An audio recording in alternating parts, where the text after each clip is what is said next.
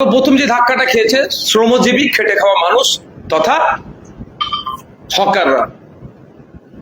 হকারদের জীবন জীবিকা বিপন্ন করে তুলেছে বিজেপি সরকার 100 দিনে। তাই নয়, লক্ষ্মী ভান্ডারের পরিবর্তে অন্নপূর্ণা যোজনার কথা বলা হয়েছিল, যে আপনার প্রত্যেকটা মহিলাকে 3000 করে দেওয়া হবে। আর যতদিন এগোচ্ছে এই সরকারের বয়স হচ্ছে, নতুন নতুন নিয়মের ফাঁদে ফেলে যারা বিগত দিনে লক্ষ্মীর ভান্ডার পেতেন, এই ধরনের মহিলারাও আজকে বঞ্চিত হচ্ছে। 200 ইউনিট বিদ্যুৎ বিনামূল্যে দেওয়ার কথা বলেছিল প্রতিশ্রুতিপত্রতে, 100 দিনে সেটাও কার্যকারিতা করতে পারেনি। ওর পরিবর্তে সোলার লাগানোর নিদান দিচ্ছে। শুধু তাই নয়, বছরে যে 5 বছরে যে চাকরির টার্গেট রেখেছিল সম্ভবত 1 কোটি পার ইয়ার, তাহলে কত করে হচ্ছে? এবছরে বাজেটে 1 লক্ষ চাকরির কথা উল্লেখ করলো, এখনো পর্যন্ত সেইভাবে আমরা দেখতে পেলাম না। কোনো নোটিফিকেশন জারি করেছেন, অর্থাৎ এখানেও একটা ধোঁয়াশার মধ্যে থাকছে। শুধু তাই নয়, বিগত দিনে যারা ওয়েস্ট বেঙ্গল পুলিশ থেকে শুরু করে টেট 2022, 2023 আরো যেগুলো নিয়োগ প্রক্রিয়া যেগুলো থমকে আছে, সে নিয়েও কোনো উচ্চবাচ্য করতে দেখা গেল না। বিরোধী আসনে যখন বসেছিল বিজেপি, এই চাকরির পরীক্ষার্থীদেরকে নানান প্রতিশ্রুতি দিয়েছিলেন। তারাই আবার যখন প্রতিশ্রুতি পূরণে ব্যর্থ হয়েছে, প্রতিবাদে যখন নামছে, আবার পুলিশকে এসে বিগত সরকারের মতো এগিয়ে দিচ্ছে তাদের উপরে, তাদেরকে ধরে আটকানোর জন্য। শুধু তাই নয়, চমকের রাজনীতি চলছে। আর উন্নয়ন শুধু দেখানো হচ্ছে, বিশেষ এক সম্প্রদায়কে আক্রমণটাকে এদের উন্নয়ন বলে দেখানো হচ্ছে। 100 দিনের সরকার যথেষ্ট টাইম পেয়েছে, কিন্তু যেভাবে এগিয়ে যাওয়ার কথা ছিল বা যেভাবে প্রতিশ্রুতিপত্রতে তারা নিজেদেরকে এগিয়ে নিয়ে যাওয়ার কথা বলেছিল, সেই পূরণে ব্যর্থ। এবার আমি বিরোধী বিধায়ক হিসাবে এগুলো বলবোই। আমার থেকে ভালো বলতে পারবে শহরে চলে যান, গিয়ে তাদেরকে জিজ্ঞাসা করুন জল যন্ত্রণা কতটা কমেছে, যেটা শহরের সব থেকে 5টা সমস্যার মধ্যে অন্যতম একটা, জল যন্ত্রণা কতটা কমেছে তারা বলবে। গ্রামে চলে যান, গ্রামের রাস্তাঘাট থেকে শুরু করে পানীয় জলের যে সমস্যা কতটা দূরীভূত হয়েছে, আমার থেকে ভালো গ্রামের মানুষ বলতে পারবে। অন্নপূর্ণা ভান্ডার না পেয়ে বেশ কিছু মহিলা দেখা যাচ্ছে বিভিন্ন জেলায় একদম সরাসরি রাস্তায় নেমে বিক্ষোভ দেখাচ্ছে। দেখুন, আমি প্রত্যেকটা ডেমোক্রেটিক ওয়ে যে প্রোটেস্টার, সেগুলোকে আমি স্বাগত জানাই। আমি সেখানে ফিজিক্যালি না থাকতে পারলে মেন্টালি থাকি। কথা হচ্ছে, প্রতিশ্রুতি দিয়েছিলেন যখন বিরোধী আসনে বসেছিল বিজেপির পক্ষ থেকে। বিজেপি এখন শাসকের আসনে বসেছে, প্রতিশ্রুতি পূরণে ব্যর্থ হয়েছে, ফলে মানুষ প্রতিবাদ জানাচ্ছে।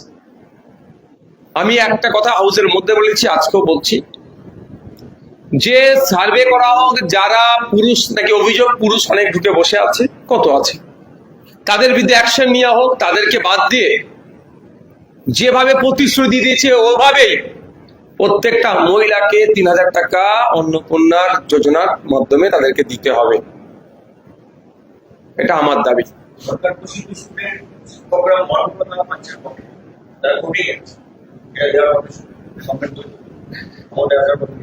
দেখুন, ক্ষমতায় আসার আগে বলেছিল কেন্দ্রীয় সমহারে দিয়ে দেবো মহার্ঘ ভাতা। ক্ষমতায় আসলো, বাজেট দেখলাম, সেখানে একটা পার্সেন্টেজ ইনক্রিজ করার কথা বললো এবং লং টাইম দিল, এতদিন পরে দেবো। কিন্তু আমরা বারবার বলেছিলাম যে কেন্দ্রীয় সমহারে দিতে হবে এবং সুপ্রিম কোর্টে যে নির্দেশনা আছে সেটা দিতে হবে। আজকে সেটা পুরনো ব্যর্থ হয়েছে, সেজন্য যেতে বাধ্য হচ্ছে সরকারি কর্মচারীরা।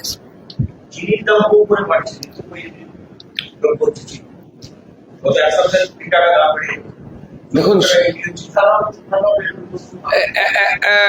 বিশেষজ্ঞরা বলছে যেভাবে ইথানল তৈরি হচ্ছে, ফলে কোনো না কোনো জায়গায় চিনি উৎপাদন কম হয়ে যাচ্ছে, সেই জন্য এর ইম্প্যাক্টটা চিনির উপরে পড়ছে।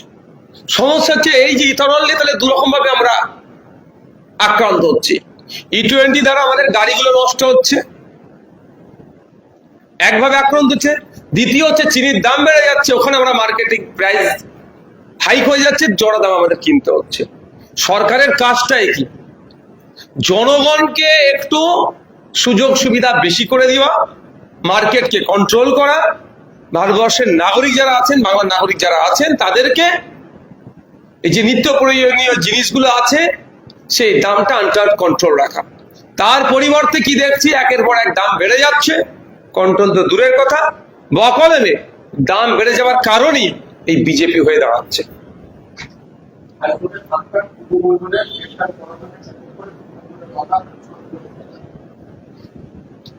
দেখুন, এই ধরনের টুলুমণ্ডল তৃণমূল কংগ্রেসে শয়ে শয়ে নয় হাজার আছে, খুঁজে বার করতে হবে। রাষ্ট্রীয় সম্পত্তিগুলোকে কিভাবে লুট করেছে, কোথা থেকে টাকা আসলো? নিশ্চিতভাবে টাকা ছাপানো তার মেশিন নয়, দুরকম ভাবে হতে পারে। এক লোকের কাছ থেকে কেড়েছে, নাহলে রাষ্ট্রীয় সম্পত্তিগুলো থেকে বানিয়েছে। তখন এটাকে তদন্ত করা দরকার। তবে আমি একটা কথা বলবো, টুলুমণ্ডল হতে পারতো না দলের ওপরের নেতাদের হাত না থাকলে। টুলুমণ্ডল এই খ্যাত হতে পারতো না যদি আধিকারিকদের না সহযোগিতা থাকতো।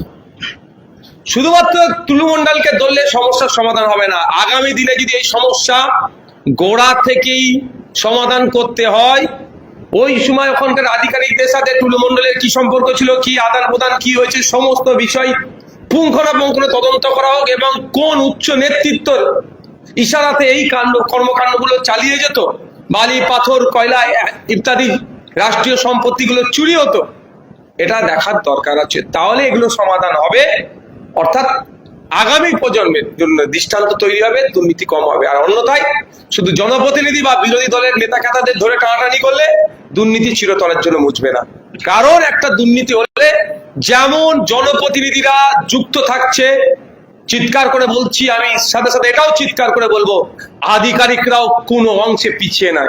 কোন আধিকারিক বলতে পারবে প্রেসারে থেকে আমি করেছি, আন্ডার প্রেসারে রেখে আমাকে সই করিয়েছে, তাহলে সে কিসের আধিকারিক হলেন? জনগণ ট্যাক্সের টাকাটা দিচ্ছে, তার থেকে মাইনে হচ্ছে আপনাদের, আপনারা কেন কমপ্লেন করেননি তার বিরুদ্ধে? চুরি করে যে, আর চুরিকে যে প্রশ্রয় দেয়, আমরা জানি তাদেরকে কি বলে।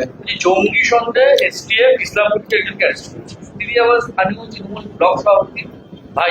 দেখুন, কার ভাই, হ্যাঁ কার ভাই হবে, কার জামাইবাবু হবে, কার কি হবে, সেটার থেকে বড় কথা হচ্ছে যে অন্যায় করছে তাকে আমরা তাকে করবো। কিন্তু প্রশ্ন আমার এখানে থেকে যায়, বিগত 10 বছর সারা ভারতবর্ষের কথা বলছি, নট অনলি ওয়েস্ট বেঙ্গল, যাদেরকে জঙ্গি সন্দেহে গ্রেফতার করা হচ্ছে, পাকিস্তানের গুপ্তচর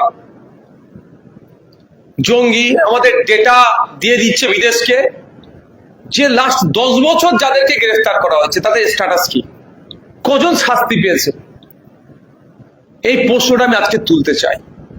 গ্রেফতার হচ্ছে, 2-4 দিন মিডিয়াতে বক্তব্য চলছে, ট্রায়াল চলছে, আলোচনা হচ্ছে, তার পরবর্তীতে ওই জঙ্গিগুলো যদি অন্যায় করে থাকে, কেন তাদেরকে শাস্তির দ্রুততার সাথে দেওয়া হচ্ছে না? বিগত দিনে বলেছি, আজকেও বলছি, যদিও ফাঁসির বিরোধিতা অনেকে করে, সেখানে আমি যাব না, তারপরে বলছি 6 মাসের ফাস্ট ট্র্যাক কোর্টের মাধ্যমে এদের বিচার হোক। এরা যদি দোষ করে থাকে, সর্বোচ্চ দৃষ্টান্তমূলক শাস্তি দেওয়া হোক। কারণ এরা যদি অন্যায় করে থাকে, কেন 10 বছর এদেরকে আমরা পুষবো?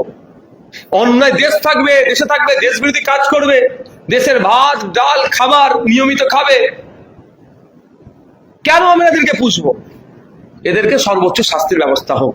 উত্তরবঙ্গ সফরের দ্বিতীয় দিনে অমিত শাহ তিনি অভিযোগ করেছেন, এই ধরনের অনুষ্ঠানগুলোতে এই ফ্রন্টিয়ার আগের মুখ্যমন্ত্রীকে ডাকলে তিনি আসতেন, ফলে দেশের স্বার্থ বিকৃত। বর্তমান মুখ্যমন্ত্রী সেই অনুষ্ঠানে যোগ দিয়েছেন, তাকে ধন্যবাদ জানাচ্ছি। দেখুন, আমরা যুক্তরাষ্ট্রীয় পরিকাঠামোর মধ্যে আছি, পরিকাঠামোর মধ্যে যখন আছি, যে প্রোটোকল আছে প্রত্যেককে প্রোটোকলের মান্যতা দেওয়া দরকার। এমনও তো দেখা গিয়েছে যে আমাদের পশ্চিমবাংলার সরকারের যিনি প্রধান, অ্যাডমিনিস্ট্রেটিভ মিটিং করছেন বিরোধী এমপি এমএলএদেরকে বর্জন করে, এটা তো প্রোটোকলের বাইরে। আজকে অমিত শাহজি যে কথা বলছেন, প্রোটোকলের মধ্যে থেকে নিশ্চিতভাবে বলছে। তবে একটা কথা আমি অ্যাড করতে চাই, যেহেতু তিনি উত্তরবঙ্গে এসেছেন, উত্তরবঙ্গে এসে আমাদের দেশে নিরাপত্তার জন্য তিনি আলোচনা করছেন।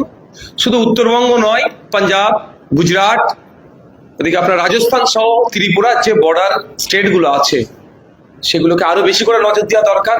অরুণাচল প্রদেশ প্রত্যেক দিন শুনছি কম বেশি নাকি চীনের অগ্রসর হচ্ছে, সেখানে আটকাবে কি করে?